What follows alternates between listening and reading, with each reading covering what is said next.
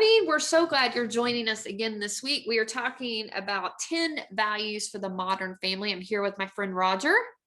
Morning, everybody. How are you today?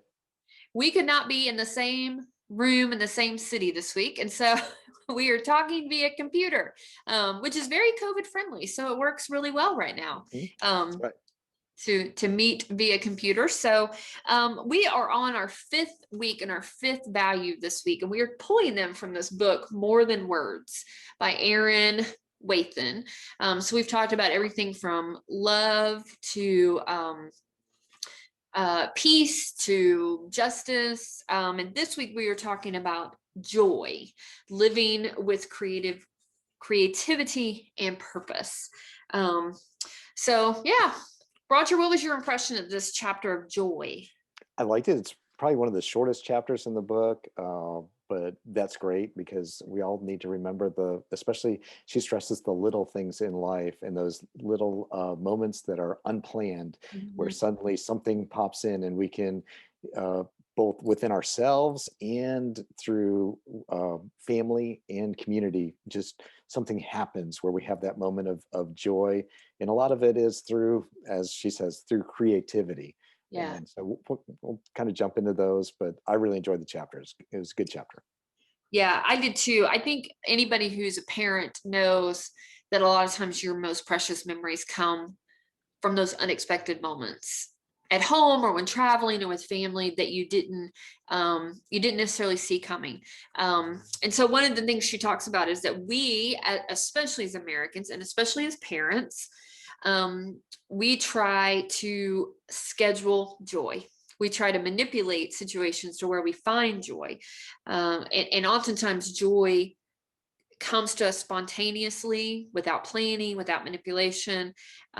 Joy cannot always be managed. It's a living thing without an agenda. And I try to limit the amount of parenting Instagram accounts that I follow because it can become really overwhelming, but I like to stay up on what people are doing. And, we keep blaming things on Pinterest.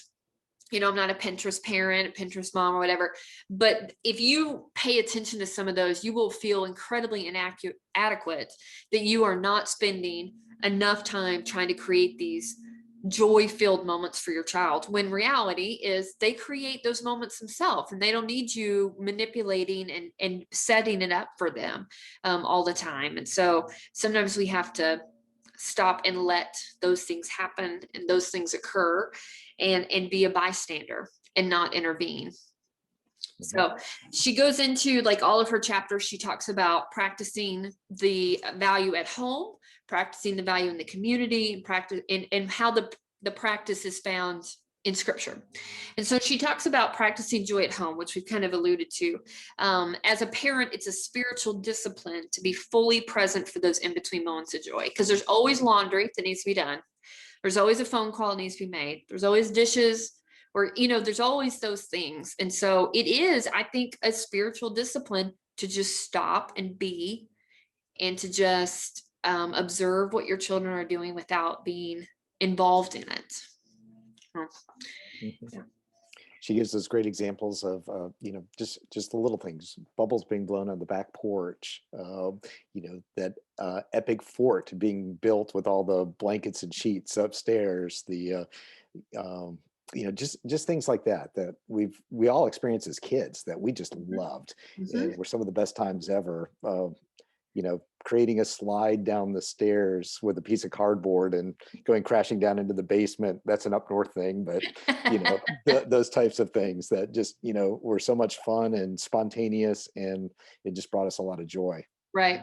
I remember my sister and we lived in Ohio for a few years when we were growing up, and we had a basement, which in my mind is huge. And my parents, of course, say it wasn't that big.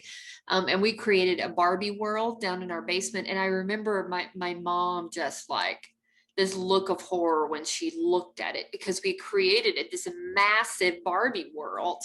And all these and I think in her mind, she's thinking, one more thing for me to clean up. I mean, realistically, it was but for us, it was just like this completely, spur of the moment, let's create this kind of thing. And now, as a parent, of course, he's small and he can't clean up and he makes really big messes. It Hmm. is so hard to try and like, you don't, yeah, that's really fun to do that, but oh my gosh, it's going to take me forever to clean that up. And so Hmm. there's that balance between how much you can tolerate of Yeah, the but spontaneous joy. yeah, and sometimes it's the little things. Nancy and I, our first date, we had went out. It was St. Patrick's Day, so our 30th, 31st first date anniversary is coming up here shortly.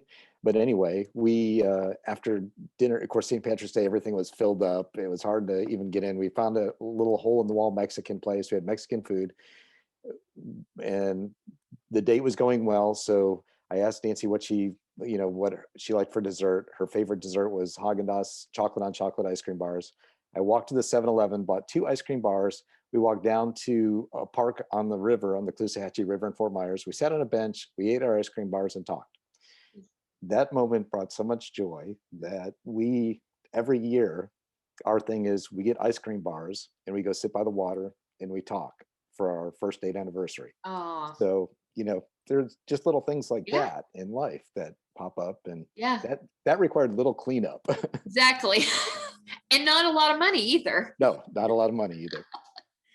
Yeah, those are always the best memories of the ones, and I like for his first birthday, I try to manufacture that joy so much. Like we're gonna do this and we're gonna do this and he's gonna do and we have the custom cake and we have all this. And the kid was overtired and he didn't want to sit in his high chair. And then we sat in his high chair. He wouldn't touch the cake. It's just like this in it. So I started getting frustrated. Like, why are you not cooperating? I've done all this for you because he's 1 year old, and it's not, but he had a heck of a time running around the house chasing after, his cousin. And he wanted to do that. He didn't want to sit in the high chair and eat the birthday cake. And so I finally had to like, all right, Amy, we can't plan this whole thing. We're going to have to step back a little and we'll eat his cake after he goes to bed. Yeah, But those are the memories that we love. Um, absolutely. so she talks about that the good news is we don't have to be extraordinary artists, musicians, or master Lego builders to make space for joy. We're created in the image of God and therefore created partners with God. We are made with joy and for joy, caring for the earth, caring for children and neighbors, or just being still in nature or participating in worship. Those are the small ways we step into that creative calling. Whether building with blocks, baking bread, caring for a garden, practicing music, or playing Minecraft, whenever we engage with the spirit of joy, open space for connection to God and others. Yeah, absolutely. We've all been, in that space too, where just nature spoke to us. That Yes. sunset, just for us being able to go, because it's close to the house, go down to Fort DeSoto and just watch the sunset. And then also you get the unexpected, even greater joy when uh, that ship is coming out, going out the ship's channel, and the dolphins are surfing and jumping through the Yes. wake. And you just got an added bonus. You didn't think it could get Right. any better, and there it is, God showing off Yeah. for us. So Yeah. yeah. And we live in such a beautiful place that it doesn't cost hardly anything to take the family down to the waterfront and look at the dolphins. And Mhm. yeah. So um I think for most of our parents, just from when I know, they're really good at being intentional in moments with their children. But I think everyone needs to be reminded that we can't manufacture joy. And in our home, some of that just has a rhythm of opening space for that to happen. If we overschedule ourselves to death to where no one has time for open space, then Right. we're missing that opportunity for joy to be cultivated and for God to show off. And I Absolutely. think as things are opening back up and life is going to resume back to normal soon, I feel like there's going to be this. I want to do all the things because I haven't been able to do all the things. And there's going to be this real push to sign up for all the sports and all the classes. And I would say that one of the things I took from this chapter is the open space has to be happen in those the joy has to be happen in those open spaces, and if we don't allow for open space on our calendar, we miss those kind of things. Yep. No. Excellent. Ah, So after that, she moves into join community, and she gives a couple of examples there. One being, she talks about a small town which I've been to many times, Paducah, Kentucky. It's not too far from where Nancy grew up, And so about their revitalization of their old downtown area, and that's actually joy and community, that they invited artists come in. They offered them special, some as low as $1 to take over a building, but you had to put in the work, the materials and everything else, but then you could have that space, and about how it revitalized the town. And we've had the experience here at FBC with our Serve St. Pete days, and going out and helping to clean up our community and to make it a better place. And so part of that is joy and community as well. Right, exactly. Yeah, if we can't pour ourselves into our community and offer those spaces, then we don't, it has to be not just at home, but part of a larger community. And we all benefit from that when there's those places where joy is cultivated and found. Yeah, she says this. This is just her follow-up paragraph to that. As I refer to it often in sermons because it embodies so well the kind of transformative effect that we can each have on our surroundings if we cultivate the space for creative living, being, and problem solving together. Together, we explore the ways that we can weather the shifting needs and expectations of our members and our neighbors in ways that joyfully partner with God in a creative spirit within the community. I think that especially relevant right now for every church coming out of COVID, but especially our church amidst transition, that sometimes if we find ways to be partner with God in more creative ways, then it opens up that place for joy and community living and if we go back to everything the way we always did it, not to say that there's not going to be open space for joy, but if we offered up that space and said, what are we discerning here? I think things like this forever changed this town. It saved this town. The crime rate went way down. It brought new life and new energy. And what could we do to outside the box? How many people in that boardroom said, you're going to give them a house for $1? What? Right. There's going to be those in the room. They're going to go, no, they need to buy a house like I did, but if we listen to those people, those optimistic people that are so creative and they think big picture and get on board, what could First St. Pete do if we really thought creatively? Absolutely. Yeah. She follows up again with, as co-creators with God, one of our greatest callings is the nurture of young people in the faith. And a big part of that is telling the story of faith that celebrates life, seeking relationships that honor God and others. So with that, with church, is that, too, we not only do we want to have that community involvement, but that we need to also use that as a nurturing attitude, a nurturing process. And that, about like you said, the greatest callings is the telling of the story of the faith in our lives. And so how we can celebrate that. Right.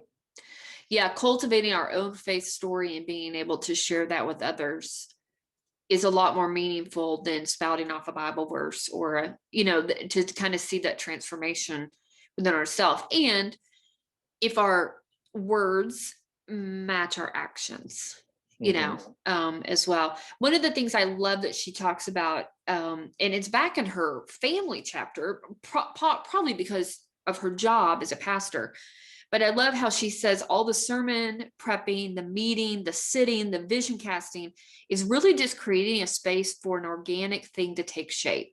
The joy of life and community is a living, breathing body of its own.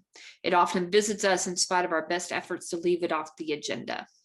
And I love that idea of just leaving that space. We can stack the church calendar with business meetings and classes and Bible studies and opportunities and scheduled things. But when we allow space for other things to cultivate, that's when we can find that organic joy that God has in store for us.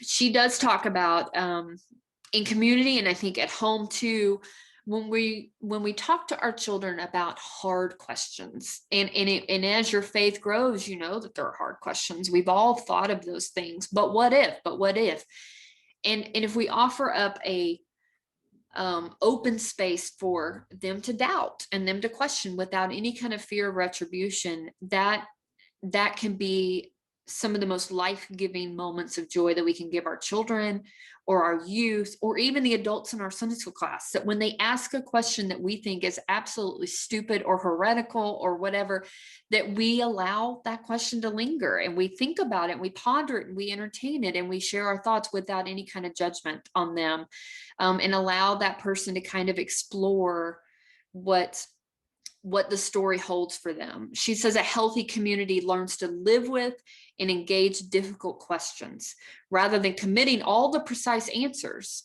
in like an illustrated form, like you would find in a curriculum or in a track or something like that. And I thought that was, I really love that, because I know in our children's classes, we really try to do that, where there is no stupid question because they're wrestling with things in their mind. And I think at home, the same thing.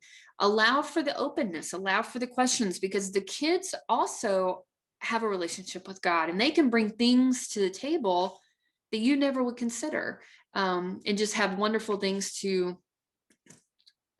insight. And so those are moments when joy can just erupt because they see things differently. But if you never allow that space for those questions and those doubts, then you miss out on that opportunity. Absolutely. Yeah. The young adults, we had fun with that too in the classes, because there's a lot of things that they're just not either clear in scripture and or there's obviously interpretation, and theology is not an exact Right. science. Let's put Right. it that way. So we, there's different ways you can interpret things. And we had a lot of fun with those and exploring, like, well, what do you think? Mhm. It could go this way, it could go that way. And so Right. but having that space and feeling safe is Yes. excellent to be able to do that. And it's amazing what people will come up with in great ideas and in thoughts on something, or they'll tie it back to another piece of scripture, and you're like, you're absolutely right. Yeah. Those things, they totally parallel. They apply together, and great insight. Yeah. Yeah. Yeah. I do think I love that she tied that whole thought to joy, because she could have put it in another chapter, but I do Mhm, think when you strip it down, that is where joy and community is found, is when you offer up that opportunity mhm. for people to wrestle and to doubt and to think. So um she tells the story about communion and the birds that we talked about. Roger, do you want to give a brief insight into that? Sure. She was giving the story that one day she's working around the house, and her kids came up to her and said, "Mom, we need to have a church meeting." And she's like, "Great, another church meeting. I've been to more meetings in churches than I ever want to be a part of." She said, "Okay, but kids want me." So I go in there and they have a blue binder set up, and it was their building plan for their new church. And so she had to listen to the church building program. And the part of the building plan was a space for the animal communion. And she thought, well, that's an interesting concept, and we need to explore this a little more. And so she started asking questions about, well, are the animals going to come forward for communion? How does this work? How are we doing this? And they kind of gave her the, "Mom, you're not getting this at all. You're kind of stupid here." And so in her questioning, she asked, she said, "Okay, well, you explain it to me." And so practice of their church is after they had communion, that the children would come up and take the leftover bread and they would take it out to the courtyard and they would feed the birds and the squirrels and all the other animals that were out there. And that's what the kids meant. The children meant they needed a space, because to them that was giving the animals communion. And so that had to be part of the new building, was animal communion. It Yeah. wasn't what our minds thought. And we would have thought, oh, they went out there and they fed the birds, they fed the Right. squirrels, they did that. But no, they were communing with nature. That to them was, they were giving their part of communion. It was worship. Yeah. Yeah, I love that story, because it does. I mean, again, seeing it through a child's eyes. They're watching us have communion. They're watching the pastor at the front bless the communion and pray over the communion and pass it out. We all share it. So why wouldn't that communion still be a blessing from God when it goes out and feeds the animals? In their mind, why wouldn't it be? Right. Um, so I love that. And again, it goes back to they have a church that embraces the children in their interpretation of that, and they're not correcting them, and they're not, admonishing them, but they're allowing them to kind of work that out themselves. Yeah, I really love that story a lot. So she sums that area up with this statement: perhaps the most life-giving element we can add to faith at any age is some open space. Provide some room for doubt without fear of retribution, a certain comfort level with the unknown, and ability to embrace all the mystery of God, so that change and uncertainty and even death are not such frightening prospects. A healthy community learns to live with and engage difficult questions. Mm-hmm. It's a powerful set of sentences there. Yes, yeah. Yeah, we often think of joy and sadness to be so separate. But you can find moments of joy even in difficult situations, and even when navigating difficult situations with children and telling them the story of our faith, which has some difficult conversations amidst it, there's still joy that's always present. And so you want to counterbalance those two. You don't want to only talk to them about the crucifixion and this is what Jesus did, but you balance it with the joy that was present the whole time, and the joy that's found throughout scripture, and this thread that's always there. And that is why we cling to our faith, is because there is joy and grace and love. We don't cling to our faith out of fear. We want to be in relationship with God because of the grace and the love and the joy that he shows us. And those two can go hand in hand. And as a church family, we can come alongside families in deep grief and find moments of joy where God is peeking through those dark clouds and offering joy and love and grace to people. So as we live in community. So she kind of goes into joy in scripture. And I think we can all kind of think of lots of scripture stories about joy. But one of the things she points out is the story of Miriam dancing as the Israelites. And it's not that she is dancing because the story is ended and their hardship is ended. She's dancing because they need to find joy in the promise that God's made them. And it doesn't discount the sadness that they have. And it doesn't discount what they've lost. It's just you can find both, and there can be both things. We can live into a blank space in joyful anticipation what God might do next.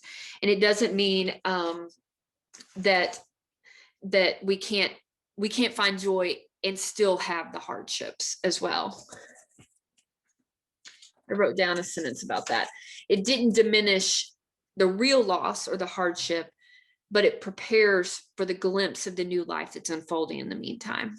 So. Mm-hmm. We have other instances of joy.